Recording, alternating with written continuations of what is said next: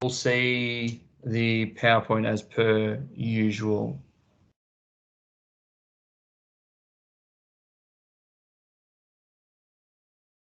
Thanks, Buckets. Welcome everyone to the July workshop. A little bit of a different one. I'm not going to be speaking much for a change, which is nice. Thanks to everyone for taking the time out. It's getting very busy for everyone, so I understand that this is could be a very crucial hour in your week. So thanks for joining in.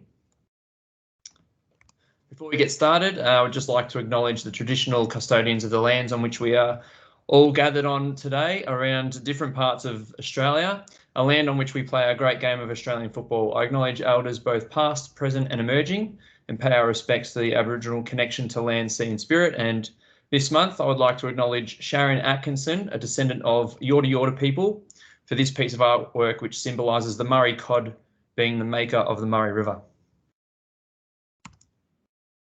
So the agenda today didn't change from when I sent it out a couple of weeks ago. So we'll go through just a quick little update with the Talent Academy. Ando is going to talk about Umpire Technology. We've got Sammy Bridges from Tasmania, who's going to talk about, I've listed it as Junior Club Engagement, but it's probably not Junior Club for Sammy, but still very relatable. And then we've also got Charles to finish off with her Inclusion Micro Workshop at the end. So very quickly, just with the Talent Academy, just a bit of an update. So getting a lot of questions from umpire coaches and umpires involved in the academy, and I have kept pushing out the same information, and it's just sort of still missing some little steps along the way. So I'll just keep pushing out again. So we've begun in-season observations. Thank you to everyone who has been really flexible. Unfortunately, with the VFL fixture being finalised on either Monday or a Tuesday at the moment, it's hard to commit some of the VFL umpires to come out and do observations. I am working with the senior coaches, but with some of the fixturing, there was one week where there were just no games on a Sunday to appoint umpires, which meant most umpires were unavailable to come and watch senior football at community level on the Saturday. So thanks for those that have been flexible. The V-Line Cup panels have been announced. So we started that process of invitations in May, where the talent coordinators hopefully consulted with local umpire coaches or umpire managers, people who actually were dealing and watching these umpires on a weekly basis, so getting some feedback from them. And then we spoke about some of the observation data that we had collected through the academy process. And then through that discussion that we all had, we selected a range of umpires to go to the V-Line Cup. So they're not just simply, the top umpires in their discipline across the state. We've selected a mixture of abilities, some umpires who we think are really ready for, potential promotion, and also some umpires who we think will actually get a bit of good development out of spending, 2, 3, 4 days with some state league coaches and other umpires around the state in what we believe will be a really high quality week of umpiring education. I've also had a lot of requests from community coaches. I know in the past, Russell has sent out some nomination forms for community coaches to come up and be the coaches for the V-Line Cup. Because we're using the V-Line Cup as an academy step or process, we actually have been able to utilise the state league development coaches to attend for the full week. So we're actually going to have them up at the V-Line Cup, which gives us gives them a really good insight into the umpires that are coming through the system, for them to get a good handle on what's coming through compared to the umpires that they've currently got. So by having those coaches attend, we think that it's going to be best for the umpires who are attending to actually put their best foot forward. The state league process in terms of post this year, we will hopefully have confirmed this week. We were hopefully going to try and confirm it last week, but a few things had to change with meeting times and whatnot, with some late changes last week. So we've got a meeting tomorrow to go through the process and how that will look. So we'll have some more answers for you and for your umpires about what that may look like come October, November, or even earlier. And lastly, I'm not sure if Al would like to say anything or give a quick update, but I have just put a little box in there because I know there's been a couple of things that have happened with the female side of umpiring and coaching. Al, did you want to give a quick little update on what you've been doing? Because I know you've had a couple of things that have been pretty awesome the last couple of weeks. Yeah, more than happy to. Obviously, as I mentioned, we've continued with our female mentorship program online sessions, which have been excellent. We've had lately Jacko was on, so Rob Jackson, the head of fitness for umpires across Australia, and answered all the girls' different questions about all three disciplines, which is particularly something different from in the past. It has been obviously very field umpire specific, so it's been finally great to have all disciplines involved in this program. We've got our next guest is Daisy Pearce. That'll be another one to look forward to.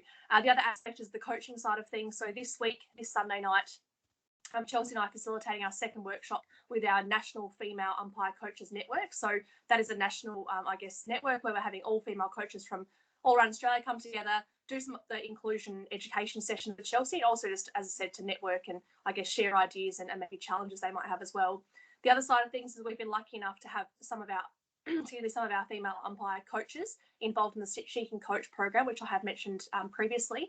On the weekend, they two of those girls, so Alana French and Courtney Stelling, were able to attend a VFL coaching match day observation with Scott Jeffrey, and it was a really fantastic opportunity for them to learn from him. They were there for the pre-match, listen to the comms, which we're now lucky enough to have at VFL level, and then obviously attend the quarter time, half time, three-quarter time and post-match break. So some really fantastic opportunities now for female coaches in umpiring. So hopefully, encouraging other young girls and women to start being involved in the coaching side of things and hopefully retain those as well. So some really exciting opportunities. We've got a couple other girls in that program too, and we're hoping to get along to an AFL match now that the fixtures are starting to be a little bit more, structured like the VFL. So thanks to all those who helped contribute to, putting forward those names for all those women. And please encourage you to continue to do that, particularly with our Female Umpire Coaches Network coming up this Sunday night. So if there are women that you're not sure if they're going, or they are in your team of coaches, please check in with them and maybe encourage them to attend, because the more we have, the better. And obviously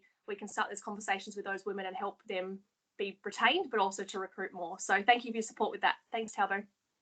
Thanks, Al. Does anyone have any questions around academy updates or even the female programs running at the moment?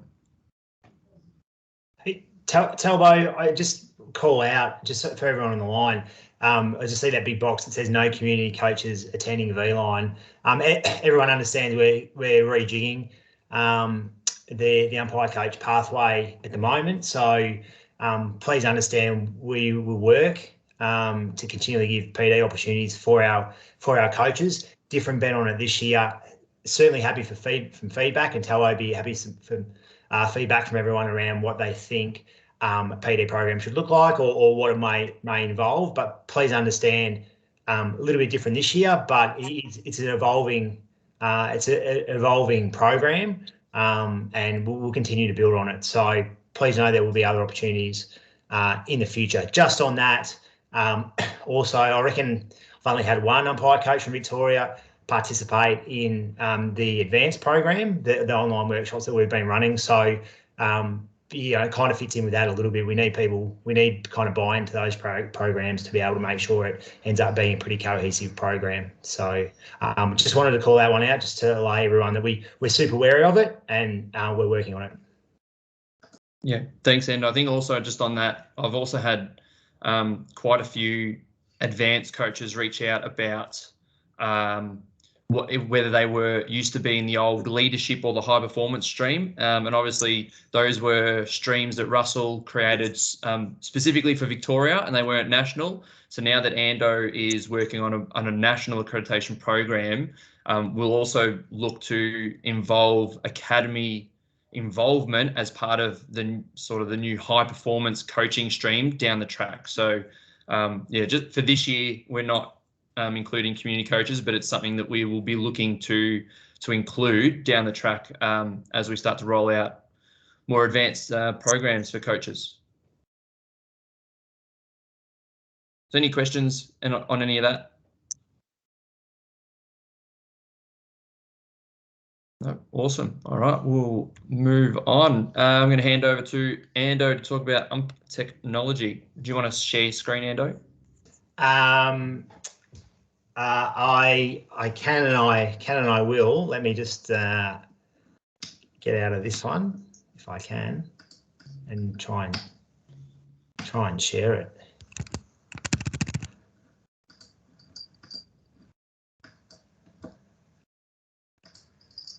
That's better.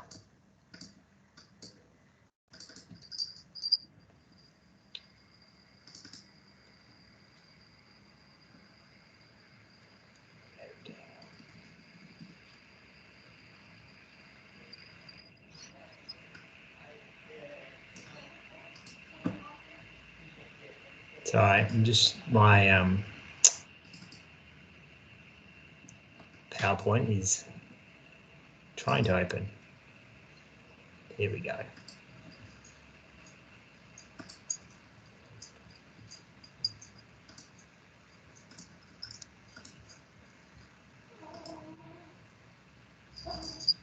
Hi everyone. I hope you can see that one. Great. First up, I just want to give everyone a bit of an update around the Community Umpire Technology offering for next year. So we've been talking about this on and off, I guess, for the last couple of months, and we're really getting to the pointy end of it now. Over the last little while, I think Friday last week we ran a global session that all umpire managers nationally were invited to give you a bit of a sneak peek of the Officials HQ platform. So thanks for attending if you jumped into that one. Yesterday we actually had a session with the Vic Metro CEOs to give them a rundown of the Officials HQ platform. They're super interested in its functionality as well. And we've got a pretty extensive rollout program to occur over the coming months, all the way through to February, which we'll start to tag everyone into. So what I wanted to do was just quickly, very, very brief overview on what it looks like, and then really open to answer any questions. Really, that's probably the main piece, is to get some feedback from everyone. We've gone through the Officials HQ.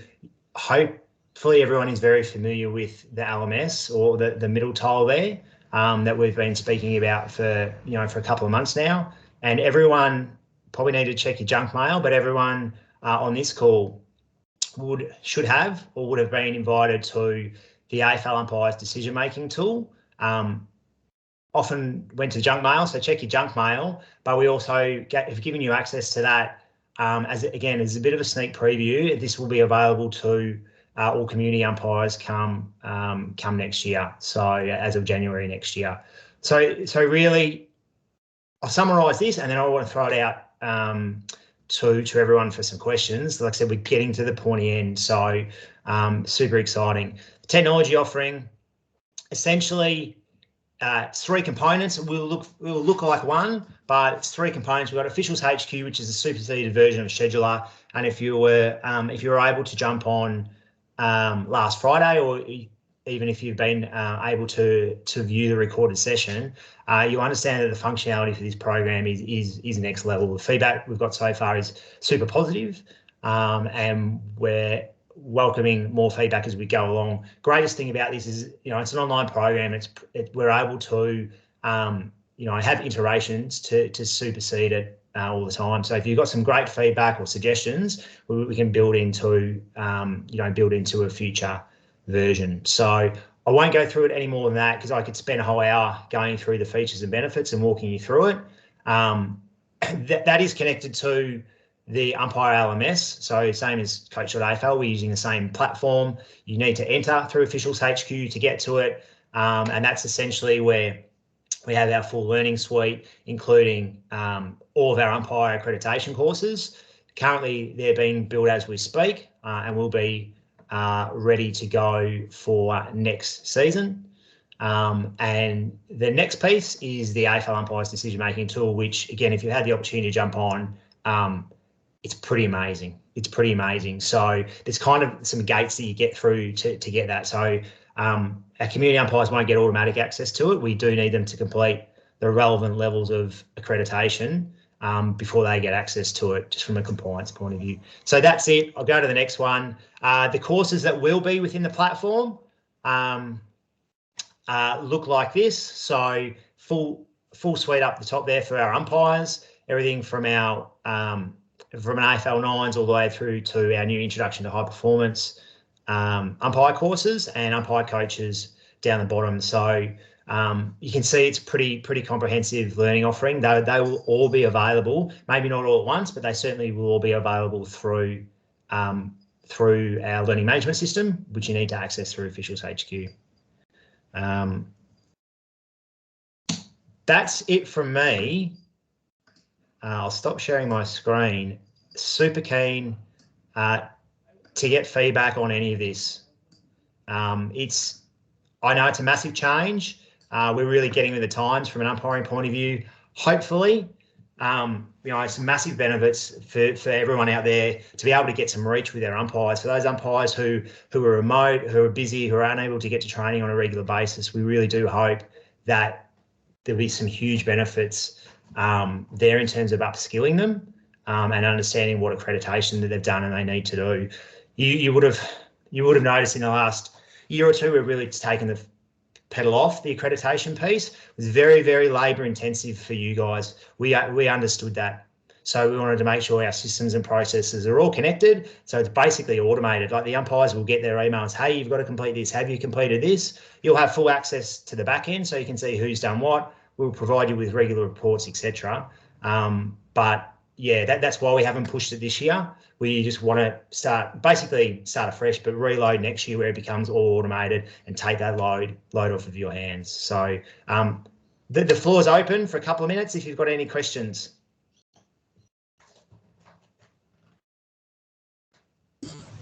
Ando, the current accreditations there, are they rolled over at a certain time?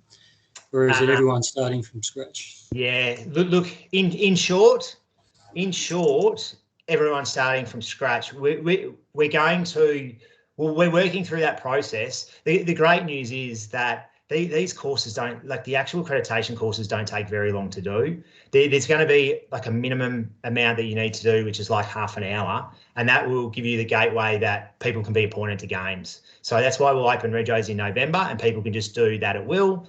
Come the start of the year, they'll be good to go.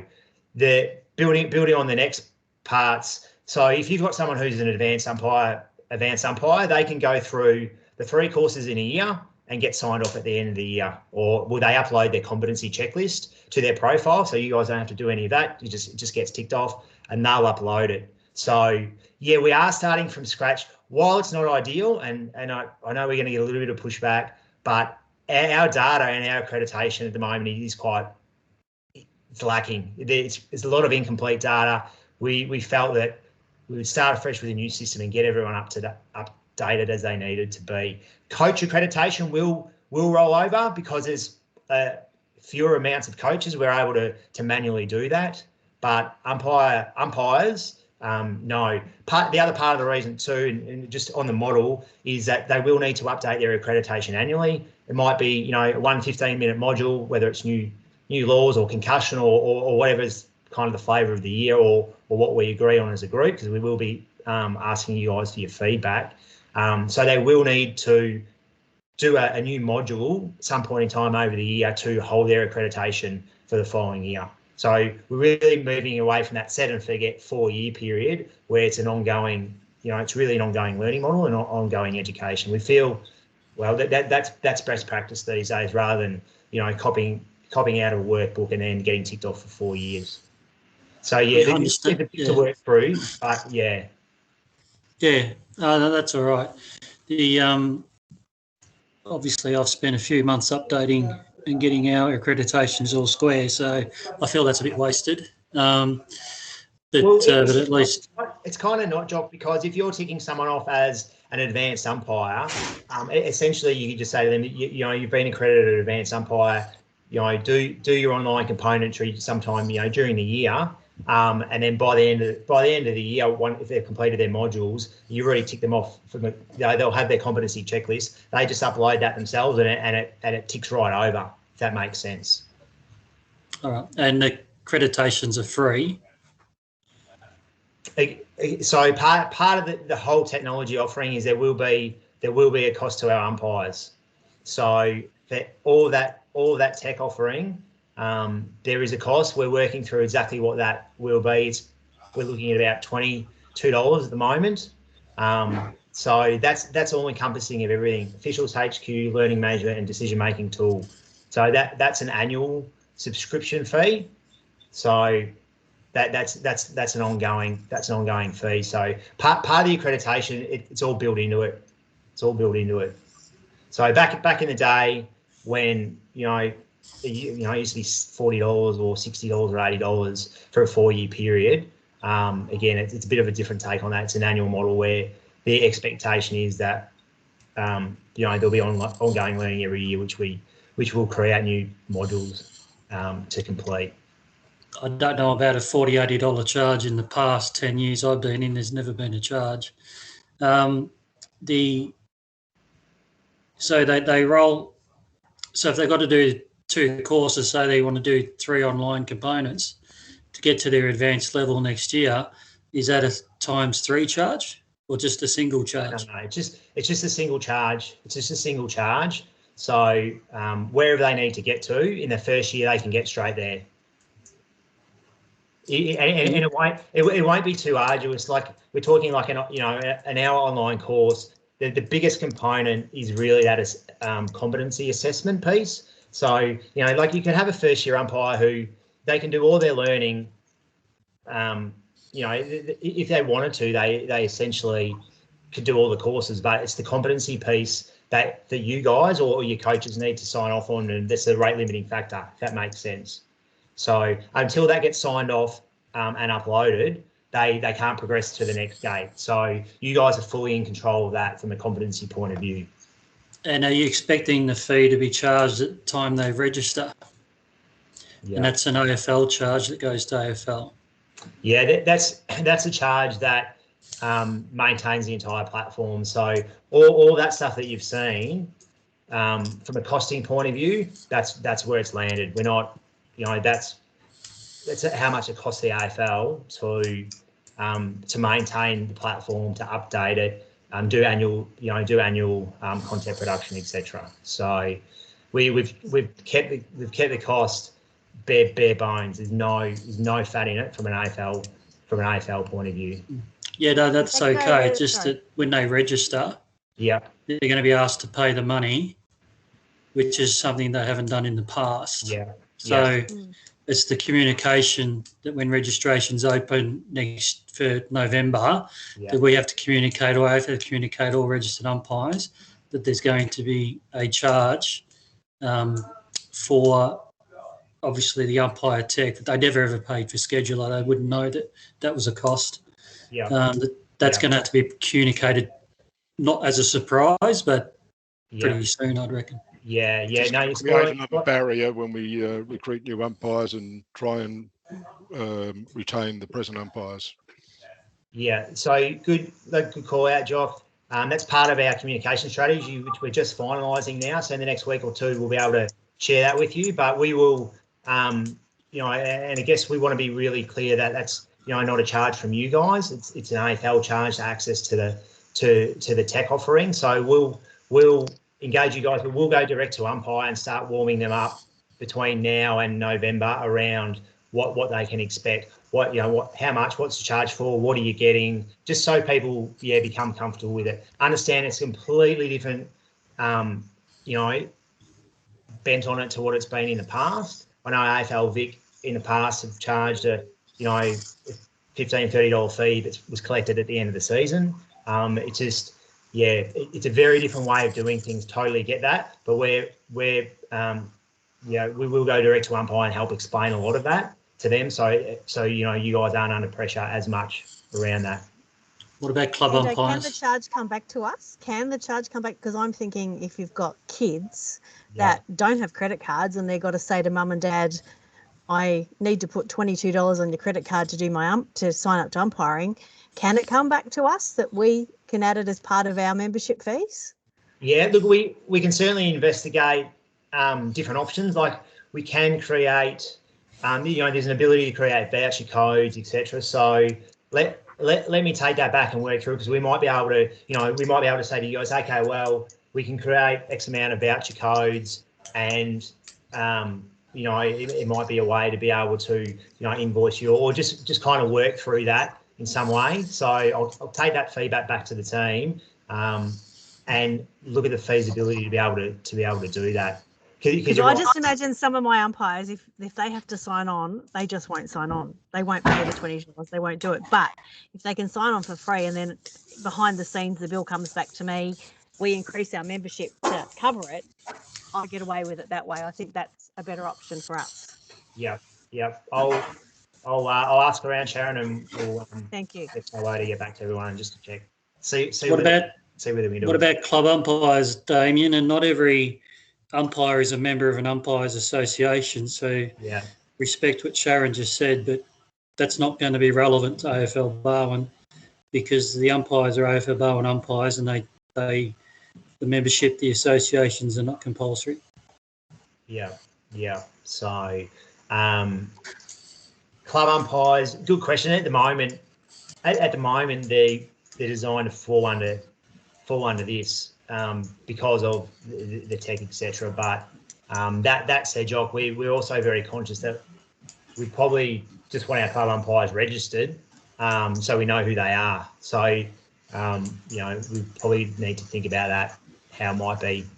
Well, if the payment's at registration, those clubbies won't register. Yeah. Some will, but the majority probably wouldn't. Yeah. It's probably tags into Sharon's question. It's probably related.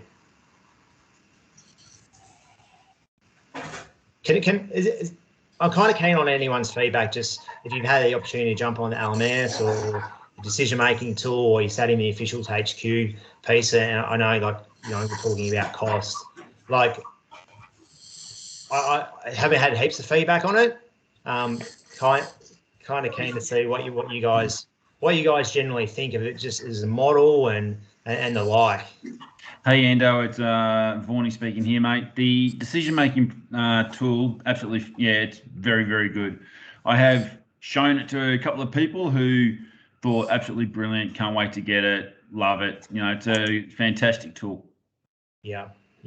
So, very informative. I know we all, and look, I know it's a legit issue, and we all default, the barrier and the cost, but I guess, part of that is because we are able to offer, a proper offering that we haven't been able to do before. And we never charged umpires, because from an AFL point of view, we never offered them anything. So, we just, that's part of the change in the model. If you've got any queries, questions, if anything comes up in the meantime, because I know they often do after the fact, feel free to shoot Talbot through an email, and he'll reach out. He'll reach out to me. I'll get you to go to Talbot. This is probably easier to collate, and then we'll get back to you. So first of November is the go live date. So we've got a bit of time to work through, do some problem solving in the interim. If you haven't had a go to test it, please reach out, have a crack.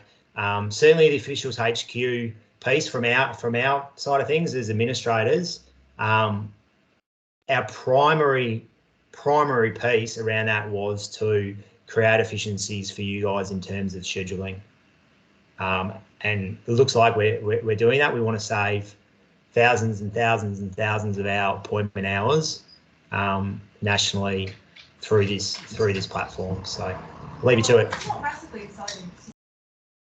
Thanks, Ando. I'm going to hand straight over to Sammy Bridges. So for those that don't know, Sam, he is the, I believe, the community state umpire manager in Tasmania. He is a former Vic boy, so he's not a complete stranger to Victoria, but he's made the move down there. Sammy's been doing some work with some club engagement. I know I've called it junior club engagement for us, because that's what I've been pushing here in Vic, but Sammy's had some good results with some club engagement stuff, and I just thought I'd get him to share what he has experienced this year. Sammy, did you have your PowerPoint to share, or do you want me to share the PDF that I've got? I do, Talbot, so if I'm happy to share, I'll do that, mate. And thanks for having me, and it's good to see some familiar faces from my time in Vic. Big Jock, I can see you down there, mate. How are you? It's good to see a few familiar faces floating around. So Again, thanks for having me, Talbo. If you've got any questions throughout this, please feel free to fire away. Really, it's the first season for us to sort of pilot something like this down in Tasmania. It's an opportunity. I'll sort of talk through how we do it, why we do it, and then the benefits that have sort of led on from engaging in it. Again, for us, it's been not so much specific to juniors, but across junior and senior football, because we see benefits not just in the recruitment space, but in creating a better match day environment for our members as well. We know that's obviously a pretty significant topic at the moment for retention. So I'll talk briefly around how we go about collating the data. So what we do is we send out a form. There's two separate forms that we have filled in, and fortunately, as you guys will probably see and hear from Ando, is that this will be stuff that will be integrated into the officials HQ system coming into next year as well, which is really exciting. So it's not something that we have to go off our own back to develop. But quite simply, we just send out a form to all of our coaches, junior and senior, after a weekend of football. So generally on a Monday morning, we'll send out some information. They can then provide feedback on our umpires. So that's the first form, is actual football coaches providing feedback on umpires on a given match day. So for example, here's the kind of data that we collect. Obviously the match information, the umpires' names, and then just a really basic out of 10 scale around what we're trying to achieve and what we're actually going to use, as I'll talk to in a little bit, around our coaching. So we allow the coaches to provide feedback. They can provide both positive feedback, which we make as a mandatory box to fill in, and then some areas of improvement. So the coaches can actually share some thoughts around their game, around their umpires, around rules, as you can see in this specific example. Finally, we leave an option for the club to follow up. So if the coach wants a phone call from either myself or the umpiring club, then they can reach out, and we actually reach back out to the clubs there. So that's the first form. The second one is actually our umpires filling out information on their match day environment. So again, the behaviour of players, coaches and officials and spectators is data that we want to be able to collect to be able to share with clubs as well on a pretty regular basis. So again, some information we can capture around some areas of improvement and some positives that are happening as well. So what that leads to, first and foremost, is some data that we actually collect on our club engagement. Our main example, here's some of the things that we can actually collect, which we can feed back to clubs. And what it does essentially is it actually helps our coaching of our umpires as well. So we can clearly see in some of the areas where our pain points may be, or things that we're doing really well. And that's important to be calling that kind of stuff out. So it's a simple Google form. We can see the communication from an umpiring point of view is rated a bit lower than any other area. So we can capture how we're tracking along that as well. And this is really important data for us to have. Alternatively, we want to be able to be a part of this conversation too.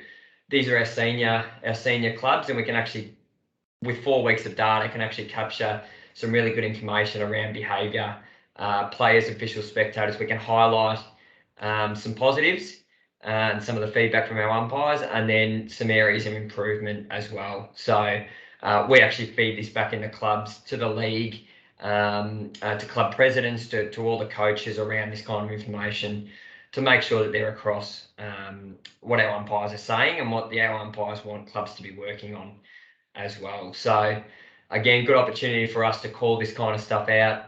We then, once we get some more data, we'll be able to move these ratings up and down, be able to find if there's any pain points happening at that point in time. So for us, really the reason we do this is, for one, to create stronger relationships between our umpiring clubs and our football clubs, because we know that can lead to a better match day environment. It can actually assist us in recruitment out of clubs. A better relationship with club coaches and clubs means that we can actually call upon them, whether junior or senior, at the back end of the year, to pass on information about retiring footballers. We can actually start to set up some pre-season sessions with them to get out to their junior clubs and run some umpiring clinics to try and recruit.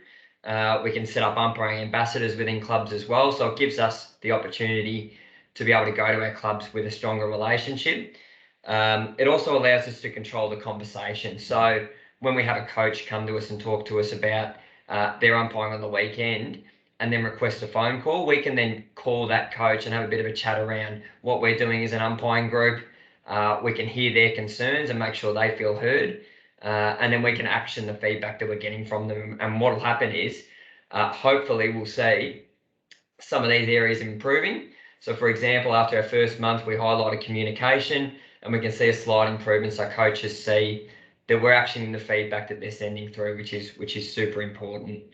We also want to reward clubs that are doing the right thing. So that's essentially why we want to call out a club like the Trove Football Club here on the northwest coast of Tasmania, who clearly are behaving really well according to our umpires. We want to call that out in front of all the other clubs and say, well done. But we also want to highlight a club like Penguin and Ulverston, what we can do for their players to help boost these ratings up, to try and make sure that our umpires are having a better experience on field. And that can include things like player abuse, coaches argumentative, and swearing and carry on from spectators. So I guess the real benefits for us is we can run our coaching based off the feedback we're getting from football clubs. We can recruit more umpires through clubs because we build a better relationship. We can retain more members due to the fact that we're creating a better match day environment. And we can have conversations with coaches and with clubs directly about umpiring. It removes essentially that us v them mentality that we've had previously, certainly down here in Tasmania with some of our umpiring groups and our leagues and clubs. While we're having the conversation with them and they feel involved and they feel like their voice is being heard, we create a better relationship within that as well. Has anyone got any questions? Sammy, just before anyone else has a question, the reason I got Sammy on is I'm fairly sure that most leagues, commissions, umpire groups, clubs, at some point in the past have had some sort of club feedback for match day.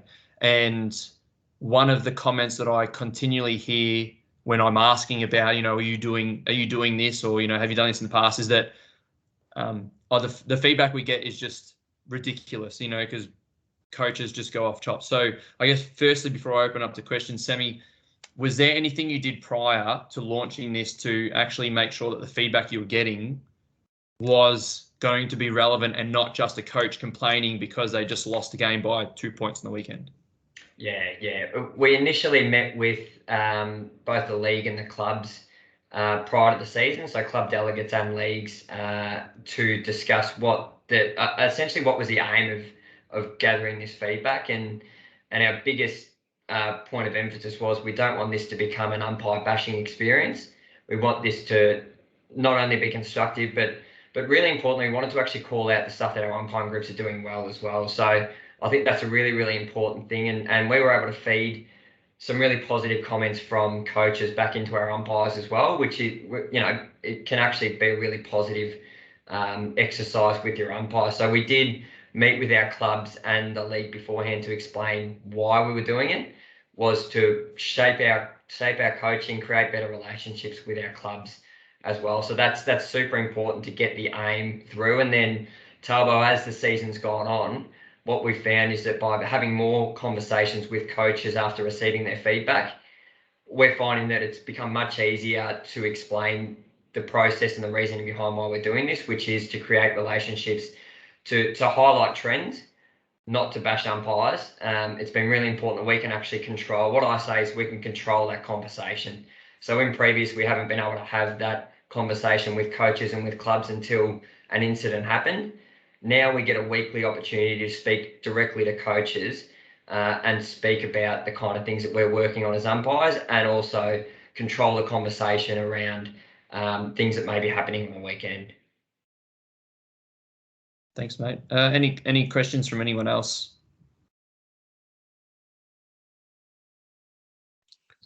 What's your uptake been, Sam, from clubs and umpires?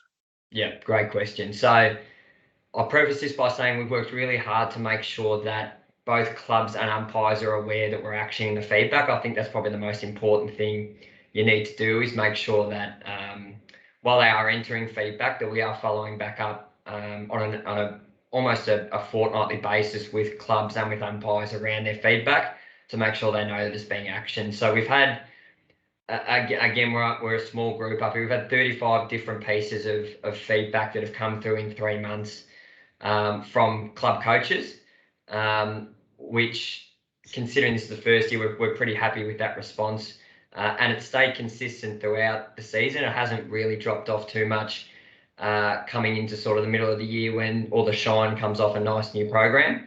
And the reason why is because I think we're following up with these coaches and they feel like their voices are being heard. The umpires, again, are very much the same in regards to completing the feedback. So they get it sent out, the form, with their appointments each week. It's part of their appointment sheet, which is sent through online, that they can actually click on that link and fill it out. So, Dave, we've had a fair bit of buy-in from both groups, which has been great. And what I envision is that the umpiring club really own this space because they actually see the benefits involved in it. So, yeah, the uptake's been pretty good, David, in the first year that we've been doing it. Thanks, Sam. That's good.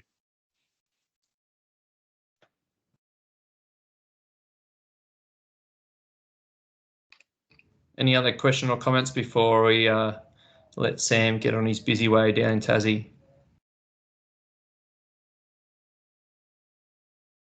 I noticed Ando's just mentioned, just finally, around the President's meeting.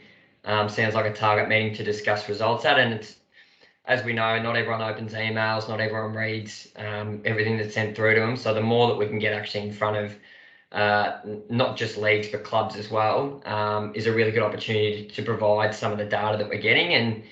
And so often umpiring clubs and our groups can say that, you know, there's issues that are happening at league level, but to finally have some data behind us, I think has been one of the biggest benefits for us to be able to have these conversations and actually get something out of the conversations with leagues and clubs, is we can clearly express with data behind us how our umpires are feeling about games, and vice versa. We can actually work with our umpires around trends that are being picked up. So any chance you get to get in front of clubs and have these discussions, we've certainly found has been worthwhile.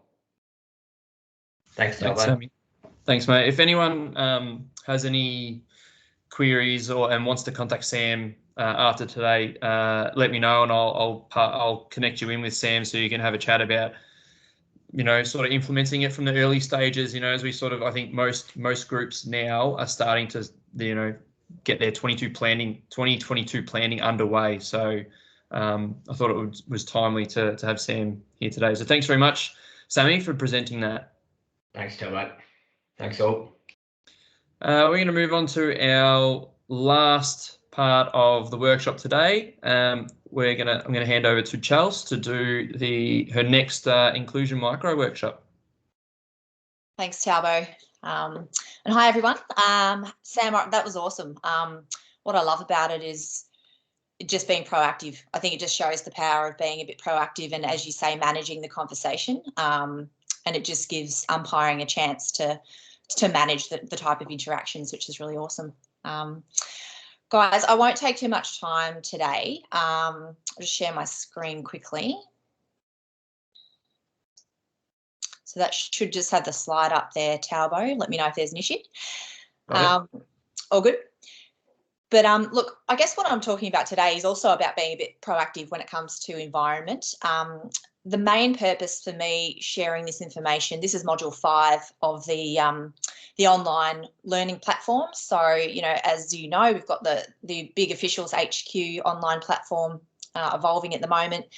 Part of that LMS is going to include some inclusion and environment modules, as you know. So we've done 4 of the workshops. Today, I just want to share with you what module 5 is all about, and it's essentially covering 2 key topics that are really important to consider if you are trying to attract people from a minority. I think this really applies a lot to females in the umpiring space.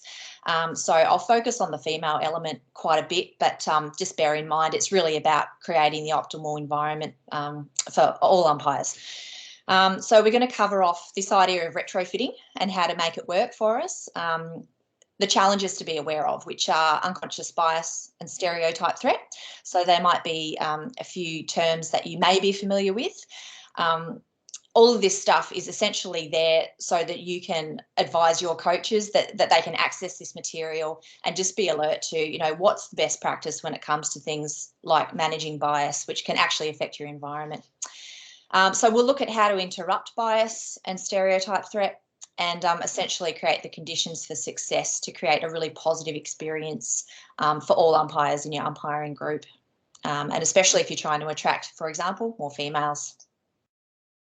And so when I talk about the retrofit, it's just really understanding that when we're looking to merge something new into an existing template or model, we really need to be aware of some of the challenges we might face and then adjusting the environment. I really love this guy's attempt at the retrofit, which was his Mad Monday celebration. Got that on Twitter, which I thought he did a pretty good job. But ultimately, you know, there are lots of opportunities when we talk about bringing in people from a non-traditional background into an environment. We can find new ways to innovate, approach our coaching and training sessions, but there are also risks, and the risks are sort of falling into the way we've always done it, placing pressure on the minority to fit in. Of course, it's got to be that middle ground where, you know, we're able to adapt the environment a bit so that people are enjoying their experience. So challenges of the retrofit.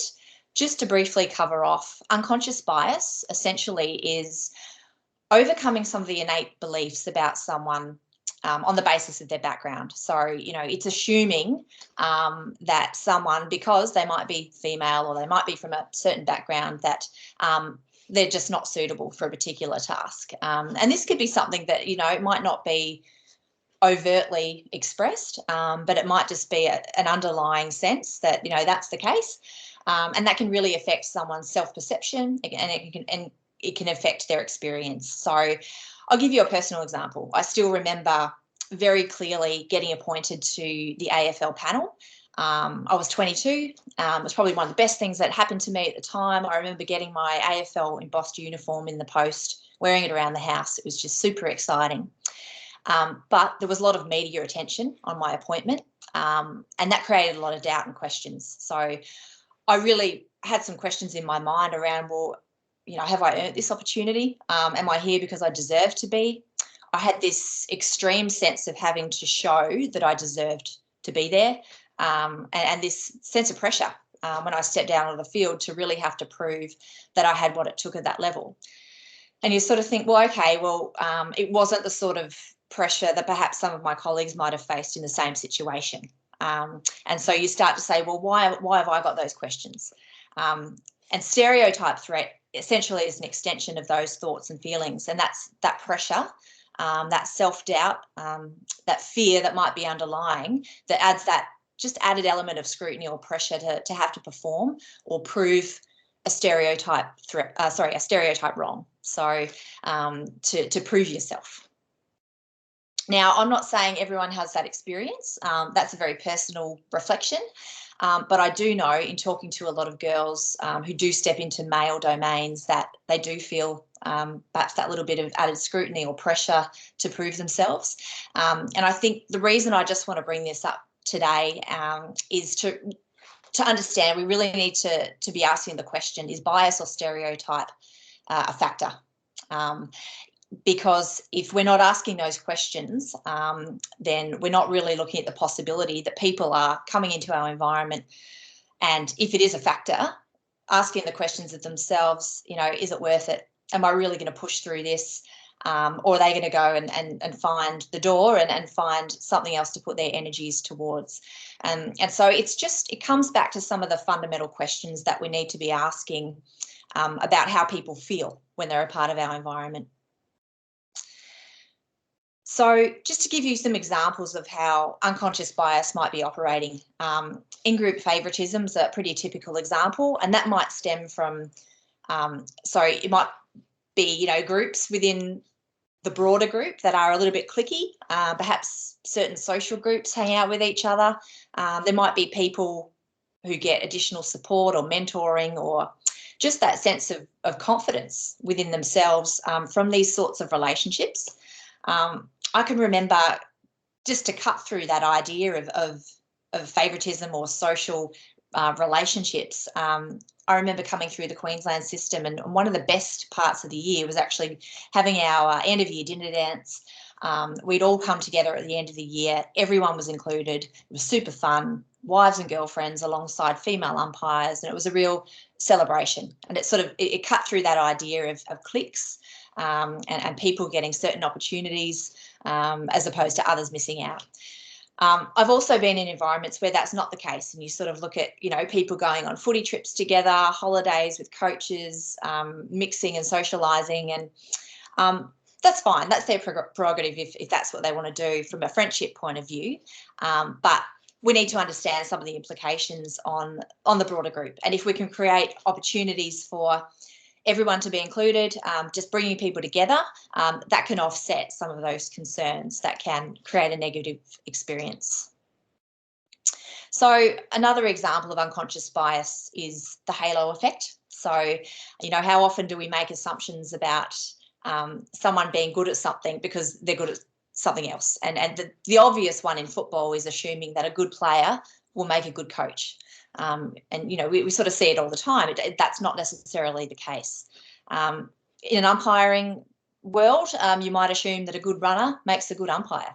Of course, we know that's not true either. Umpiring is about a whole lot of things, decision-making, communication. So with unconscious bias and the halo effect, it's about interrupting that certain assumption that because you're from a certain background, you're going to be good at something. Or because you are good at one thing, you're going to be good at another. So it's understanding how to interrupt that kind of thinking. And just to look, I'll give another personal example, because I can think about coming through with footy, with goal umpiring. A lot of what we do is agility-based work, change of direction, running around cones, things like that. And I sort of look back and I think, I did a lot of ballet and tap dancing when I was younger. And I think about the footwork that I learnt during that and how that's actually helped me today. Now, that's a link that's never been drawn, and it's not the typical link that gets drawn. But if I'm talking to a young girl stepping into an umpiring environment, I will try to draw out similar types of experience that she might have and say, well, you know, have you been a dancer? Because, you know, you can have agile footwork, and that's a really important part of being a goal umpire. And I think as coaches, it's really important for us to draw those links in building confidence in our umpires. So it's just connecting the dots in different ways to interrupt that sort of bias. Another quick example, groupthink. I can definitely recall being in coaching situations, group situations where, you know, people who might not be as experienced, or they may be in the minority, don't really speak up. There might be a few people who tend to get called upon quite a lot to offer their opinions. But we know if we're listening to the same opinions all the time, we're not really encouraging a sense of participation or engagement, and it limits the way that we view situations. And what I've found quite fascinating is when someone, whether it's myself or someone else, is willing to break through and offer an alternative perspective to, you know, what everyone's going along with, just a different point of view, it actually gives permission for others to break out of that thinking as well. And it's just such an important thing to encourage as coaches, that we're breaking through that groupthink, which is another form of bias. And finally, prescribed stereotypes. So, you know, we've all got pictures in our minds of, you know, what the 200 game umpire looks like, what the grand final umpire looks like, you know, who is that picture of experience and credibility. But of course, if we are trying to innovate and bring people from different groups into umpiring, we need to be able to break out of that thinking and that mindset. You know, again, I think it's sort of about the goal umpiring experience and someone coming into an environment and trying to emulate those who are considered to be, you know, the best of the best. Things like body language. I remember thinking, well, I've got to sell my message and be very assertive. I need people to essentially not argue with the way that I'm appearing. And I've got to appear that I really know what I'm talking about, but I'm not going to look like the guy with the oversized white coat and the giant Merv Hughes moustache. You know, I need to find a way to embody that confidence without getting caught into that prescribed stereotype, that prescribed idea of what a goal umpire looks like. And I think that's just so true. You know, looking the part is such an important part of umpiring. Selling the decision is such an important part of umpiring. And you think of just the little things like uniforms. You know, I've been issued with men's pants, training gear that's miles too big, having to present on game day in uniforms that just look ridiculous. And even just that subtle minor difference has a really significant impact on the way that you present, the way that you feel, and the confidence that you're able to bring through that sense of belonging. So just moving on, how do we interrupt this sort of stuff? Well, with in-group favouritism, it's just being aware of, you know, check who you sponsor, check who is getting that sort of supportive relationship, whether it's a little bit of mentoring or, you know, are we making sure that everyone within our group actually has that opportunity to learn and grow and engage with people. Prescribe stereotypes, make sure we're calling on people from different backgrounds or with different points of view during our coaching sessions, encourage that participation. And we can do that through organising rosters or structures that encourage people to take part and take different roles, whether it's in skills activities or as part of discussions. Make sure that we're promoting this idea of ambition to everybody. It's not just people who fit a certain template. You know, we can find our own way of expressing ourselves and being the best umpire we can be. And we need to make sure we're promoting that idea of, you know, opportunities are available to everybody.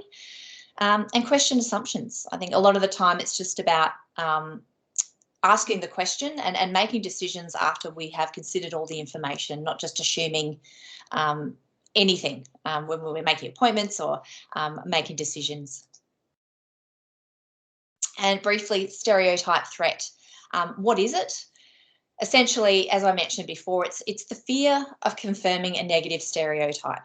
And so essentially what the data shows us is that that fear can actually create anxiety, and the effort or the energy required to overcome that fear or that anxiety is just an additional distraction. It's an additional source of stress.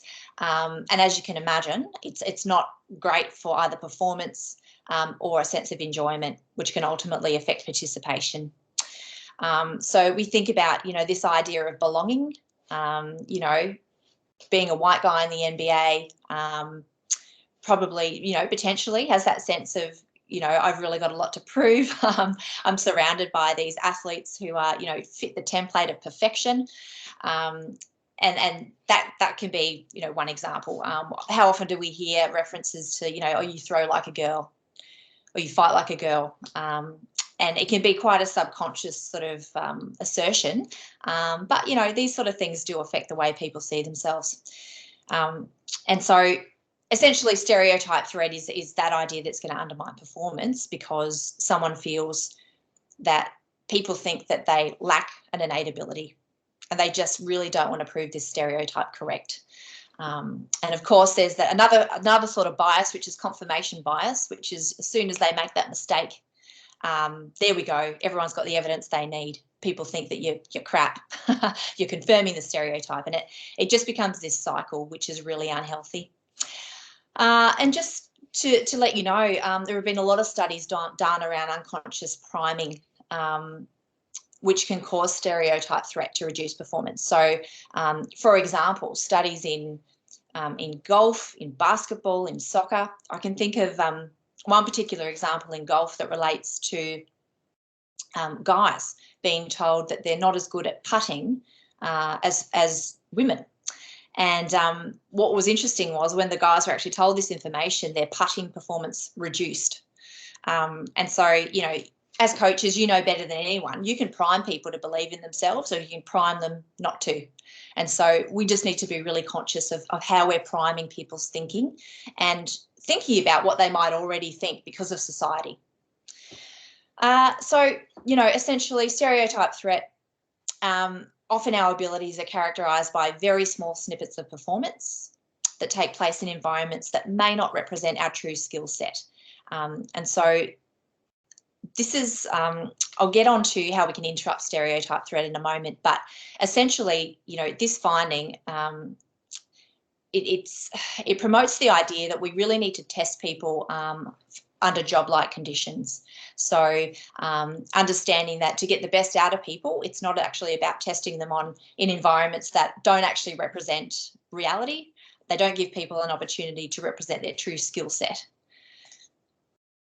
So just to lead on to how to interrupt stereotype threat, as I said, we can set people up to succeed, or conversely, we can set them up to fail. And instilling that sense of self-belief is really critical as a coach.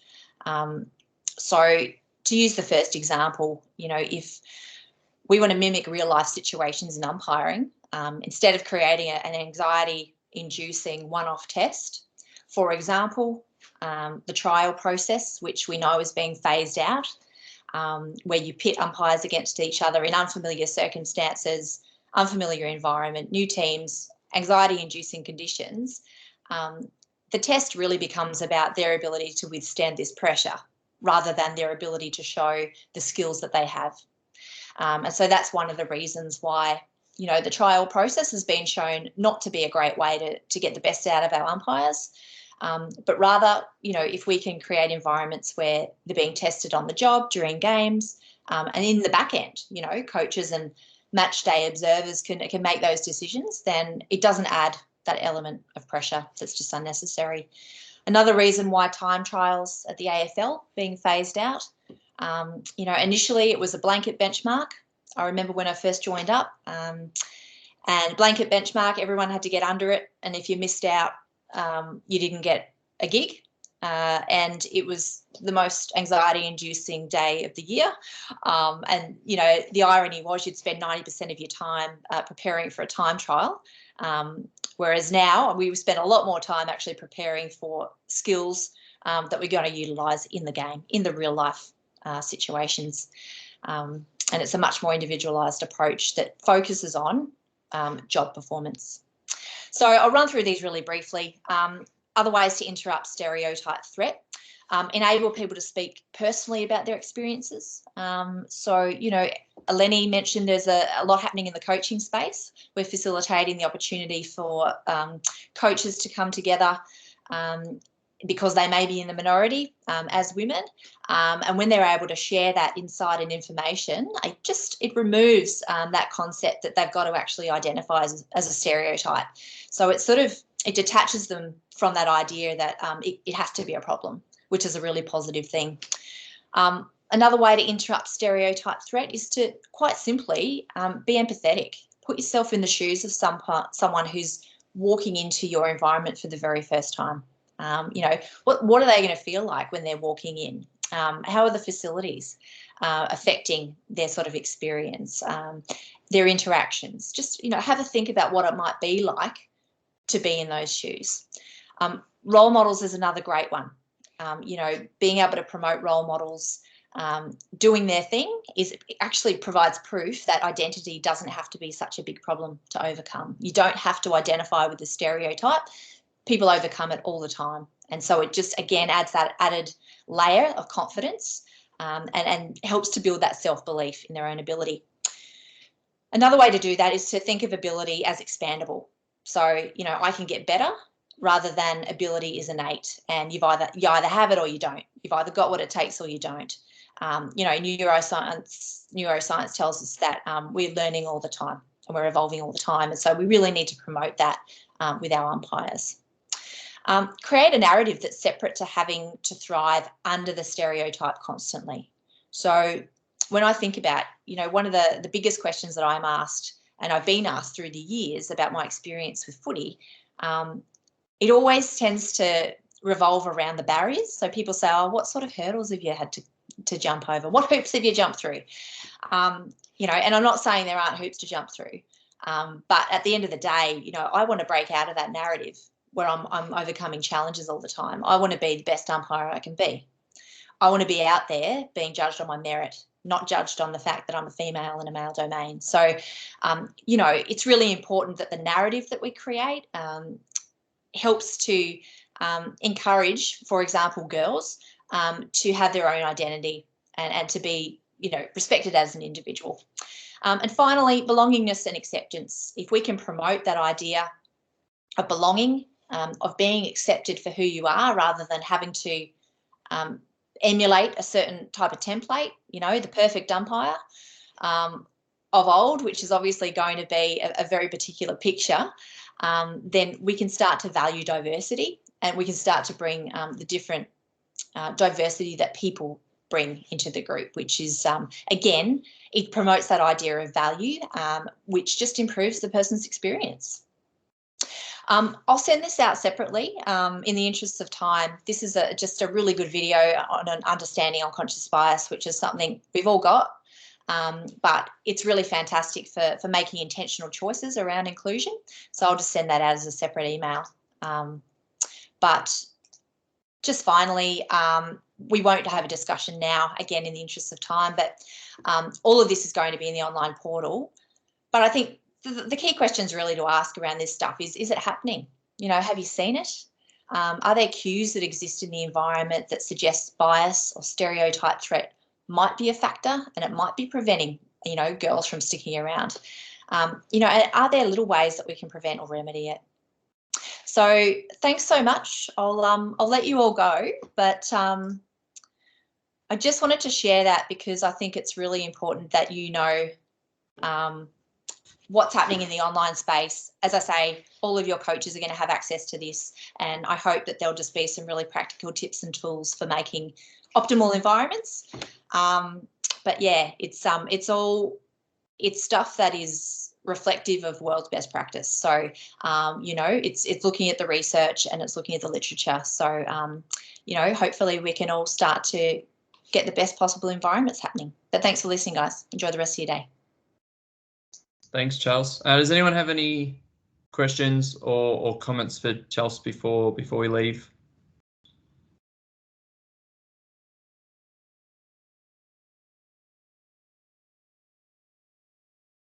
No. Oh, perfectly explained then, Charles, isn't it? It must be. Nah, all good. Like I say, this is stuff that I do feel like I'm sort of rushing through. I just want you to be, you know, all in the know about what's going up in our online platforms, and obviously it's going to be interactive in the online space. Thanks very much, Charles. Just before we all log off, just one last opportunity. If anyone else has got anything else they want to bring up over the last month, anything that's happened they'd like us to follow up or answer or address. I will try and probably have just one last workshop in August. Definitely won't have one in September. That is the pointy end for everyone, and you'll be flat out with finals and venues and who knows what else finals generally throws up for us as umpires. So we'll try and have one more workshop in August with another update on some things that are happening behind the scenes.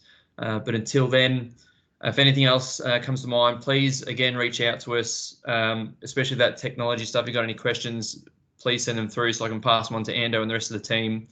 And until then, good luck with everything that's going on. And, oh, yes, Ando just reminded me. So I think most people here have received their invite for the workshop in November, so that's all been sent out. So I did send a reminder yesterday about filling those details in if your umpire club would like to attend, either it's yourself or someone else. And so please fill those in by August 4th. I think the due date I've put in there was, so that way we can confirm dietary requirements, accommodation, etc., etc. So otherwise, thanks very much for taking the time out, and we'll all chat very soon. Thanks, Andrew. Thanks, everyone. Well done. Peace out.